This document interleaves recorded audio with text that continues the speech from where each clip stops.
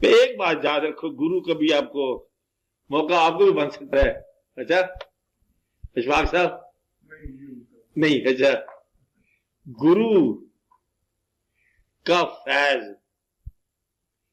اس وقت ملتا ہے جب آپ کے اندر پوری طرح جو ہے نا تسلیم، بے شک پوری طرح 1% اگر بھی اس میں امکان ہے نا آپ کا، اگر مشکوک ہے وابستگی، وہ فیض اگر کوئی گرو دینا چاہے تب بھی نہیں دے سکتا، نہیں دے سکتا. یہ بڑی پرفیکشن ہے اس علم میں. اب میری بات سمجھ رہے نا، کوئی بھی اس میں اگر ذرا فالٹر کر جائے نا تو یہ علم تو چھوڑ دیتا اس کو. یہ بڑا ہی مطلب راز ہے. کیا رہا گرو پکڑنے میں سب سے بڑی مشکل یہ ہے کہ آدمی کہتا ہے کہ اگر اس کو گرو پکڑ لیا تو میں تو سیکنڈری پوزیشن میں. نہیں کوئی سیکنڈ شروع نہیں ہوتا ہے. اندازہ لگاؤ. میں بتا دوں آپ کو، دادا صاحب کے گرو کا نام پتہ ہی کسی کو نہیں. گرو مرید کو زیادہ نمایاں کر کے خواجہ غریب نواز کے پیر صاحب کا نام حضرت عثمان ہارونی کا اتنا زیادہ نہیں ہے جتنا خواجہ صاحب کا آپ نے.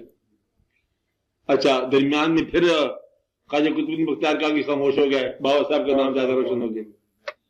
یہ اپنے اپنے نصیب کی بات، مقدر کی راز لینا ہوتا ہے، باقی اپنا نصیب ہے. نمایاں ہو تب کیا ہے، نہ ہو تب کیا ہے. اور وہاں اس کی بارگاہ میں کیا نمایاں ہونا کسی سے. نمایاں تو ہمارے یہاں کی باتیں ہیں. اور اس جھوٹی دنیا میں شہرت آپ کو پتہ ہی ہے کیا ہوتی ہے.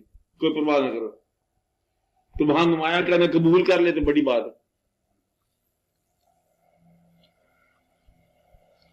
یہ لذت جو ہے نا دنیا کے اختیارات کی، اقتدارات کی، یہ ساری عارضی ہے.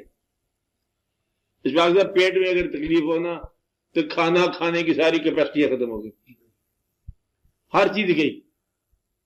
تو انسان جو ہے نا یہ بالکل ایک عارضی سی چیز ہے.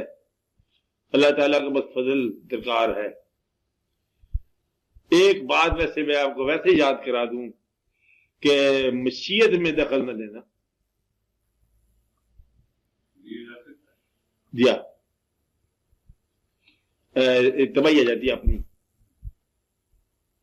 مشیت میں دخل نہ دینا.